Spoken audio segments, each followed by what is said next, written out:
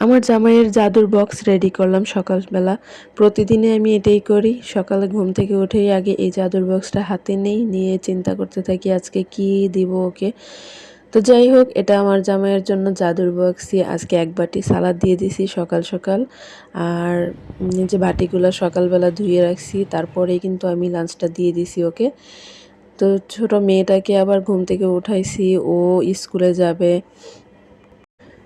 তো সকালবেলা আসলে মেয়েকে উঠিয়ে তারপরে হচ্ছে ওকে স্কুলে পাঠানোটা আমার জন্য অনেক অনেক অনেক প্যারার একটা কাজ। তো এই কঠিন যুদ্ধ আমি সকালবেলা করি। আর এই যে ওর মুখে দেখেছেন খাবার একদমই সময় নেই, লাস্ট ওকে মুখে পুরাটা দিয়ে দিছি আর কি। ও চাবাইতেছিল, বলতেছে অনেক, সে রাগ করতেছে আমার সঙ্গে। সকালবেলা অনেক বায়না থাকে যে এইভাবে খাবো না, ওইভাবে খাবো, ডিম পোচ খাবো, তো ডিমে পেঁয়াজ দেওয়া যাবে না, এটা সেটা অনেক কিছু। ওর মন মতো না হইলেও চিল্লায়, হইলেও চিল্লায়, কারণ সকালবেলা ঘুম থেকে উঠতে চায় না, বাচ্চারা অনেকক্ষণ ঘুমায়। তো এই যে আসার সময় কিছু গুঁড়া মাছ নিয়ে আসছি। এই মাছগুলাকে কি বলেন আপনারা? গুতুম মাছ।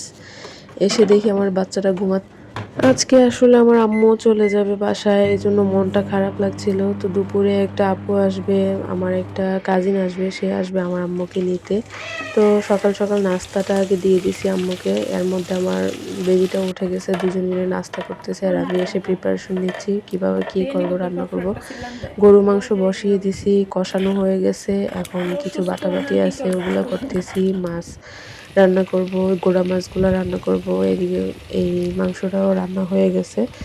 তো মাংসটা যেন কীরকম ছিল, ভালো লাগে না, তেমন একটা তেল উঠে নাই মাংস থেকে। গরু মাংস থেকে তেল না উঠলে ভালো লাগে না। আর তো এই যে আমি কুরমার জন্য মাংসগুলো একটু হালকা ভেজে নিব, তারপরে হচ্ছে কুরমার রান্না শুরু করে দেবো। আর এখানে ঝোল দিয়ে দিতেছি, মাংস হয়ে গেছে, গরু গোস্তটা আর কি, ওটাও হয়ে গেছে, ঝোল দিয়ে দিলাম, ব্যাস। এখন আমার মোটামুটি রান্না অনেকটা হয়ে গেছে। তারপরে পোলাও বসাবো, গোড়া মাছগুলো একদিকে রান্না করে ফেলবো।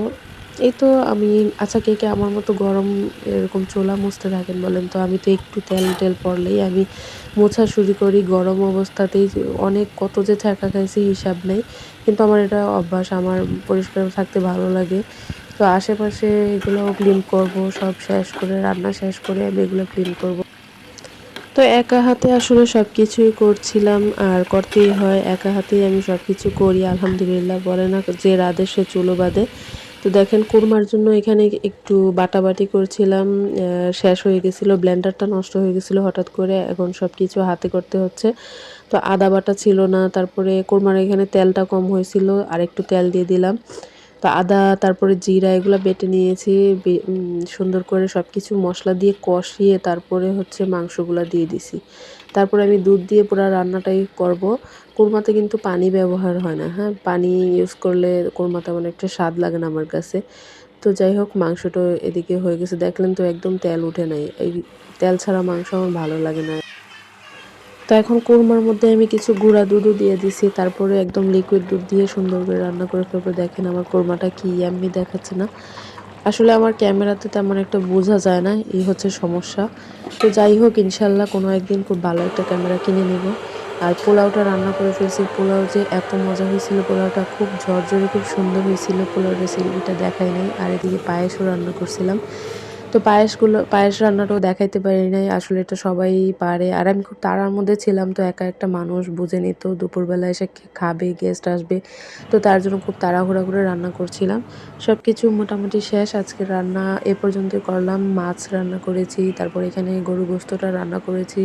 আমার রান্নাটা সুন্দর ছিল, প্রসেসিংটা সব ঠিক ছিল, কিন্তু আমার গোস্তটা আজকে ভালো করে নাই, এই জন্য তেল উঠে নাই আর কি, এই হচ্ছে ব্যাপার। তো এই যে মাছটা রান্না করছিলাম আম দিয়ে খুব সুন্দর করে, এখানে ইলিশ মাছ ভাজা, তারপরে পায়েসটা রান্না করছি, ওইটাও দেখাইতে পারি নাই, অন্য কোনো এক ভিডিওতে দেখাবো না ইনশাল্লাহ। আর পায়েসটা অনেক মজা হয়েছিল। যাই হোক, এখানে কোরমাটাও রান্না করে ফেলছি। এই যে কোরমার চেহারা আসলে ওরকম বোঝাই যায় না, আমার ক্যামেরাটা ভালো না, বললাম না, ভালো একটা ক্যামেরা দিয়ে ধরলে অনেক সুন্দর লাগতো।